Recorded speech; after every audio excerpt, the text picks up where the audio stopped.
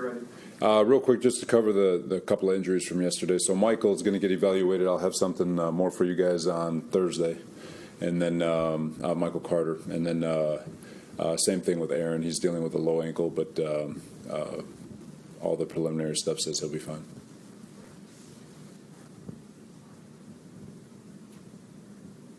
With both of those guys having the extra day because of the Monday night game, that helps too, especially with Aaron, right? For sure, it helps a lot.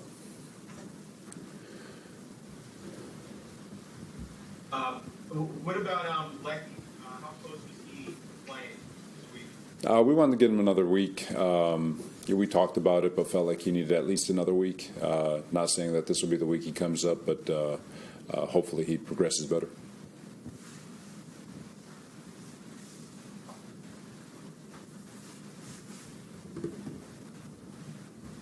Robert, I don't know if I'm on mute. Can you hear me? Thank you.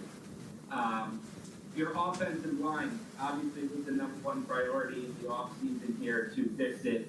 And Aaron's taken a lot of hits and the run game's not going. Are you surprised by that? And why do you think it's gotten off to a slower start here than you probably expected when you invested all those resources? Yeah, I felt like we'd been progressing. Obviously that Thursday night game against Tennessee, I thought we ran the ball well, protected well, all that good stuff.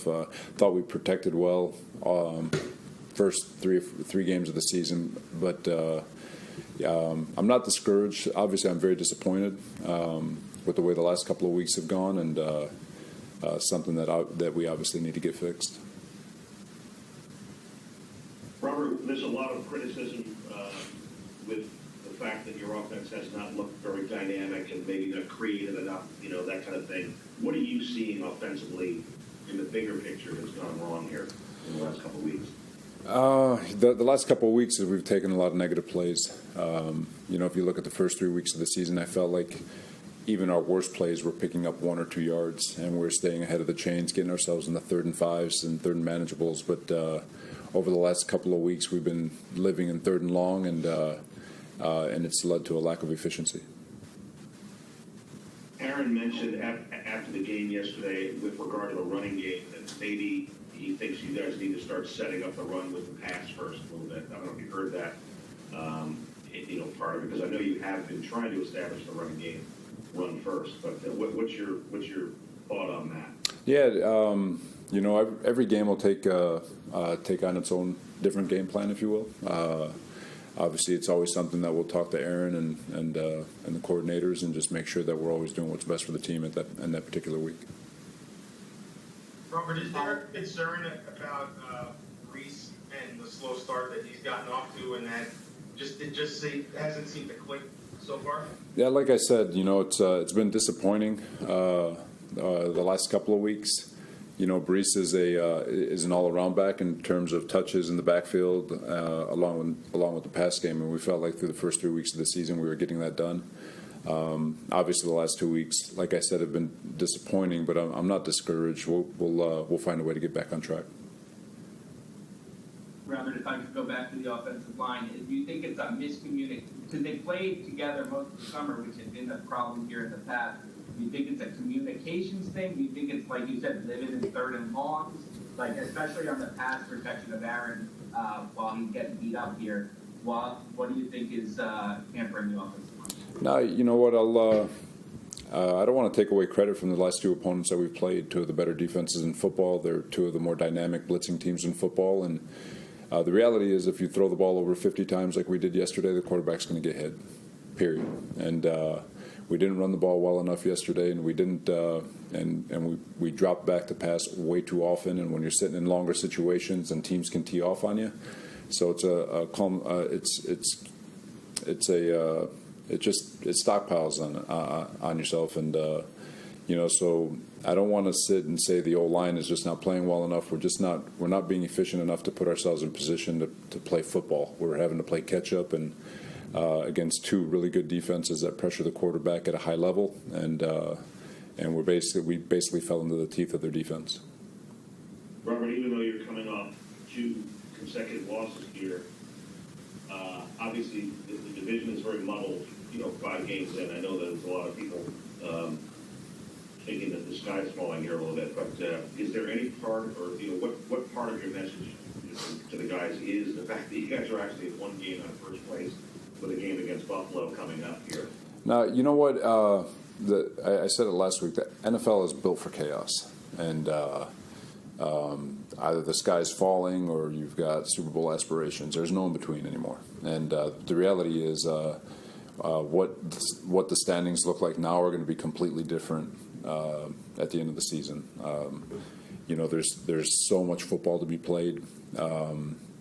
There's so many things that we can get better at, and there's so many things that we can continue to build on. The things that we are doing well. So I'm not panicked. Nobody in the building's panicked. There's always a sense of urgency. That's the most important thing. There's always going to be a sense of urgency to go out there and find wins and find efficiency on offense and continue to play great defense and special teams. But Monday night's a great opportunity to play football and do our best and try to get the result that we're seeking.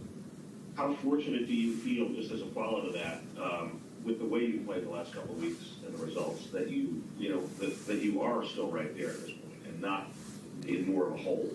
I'll be honest. I think I look at it the other way. I think we're unfortunate. You'd love to be one of the teams. There's a bunch of teams. The NFL is so fickle. I'm not going to name other teams, but every game comes down to the last minute of football, and you're either making the kick to win the game, or you're completing a drive to win the game, or you're not, and or you're giving it up. One of the two. And we've been in position to go win, haven't gotten it done. We were in position to go win against Tennessee. We closed the door. So it's just one of those deals where the NFL is a little bit give and take. It'll balance out, and there's no doubt in my mind that we'll end up finishing off these games to the level that I expect us to, and we'll get this thing turned around. A couple more, Coach. A couple more. Robert, just from a big picture offensive perspective, are you giving any consideration to having anybody else call the play? Say that one more time. I'm sorry. I said, just from a big picture offensive standpoint, are you giving any consideration right now having anyone else besides Nathaniel call the play? No. Robert, Lazard has had an up and down year. He's made some catches. He's had some drops. Are those concerning to you at all? Just how it's been inconsistent for him?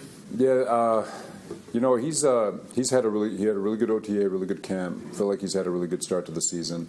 Obviously, yesterday there was a couple of plays that he'd want back. There was a couple of them that if he would have came down with it, they would have been fantastic catches. But definitely a couple that I'm sure he wants back. But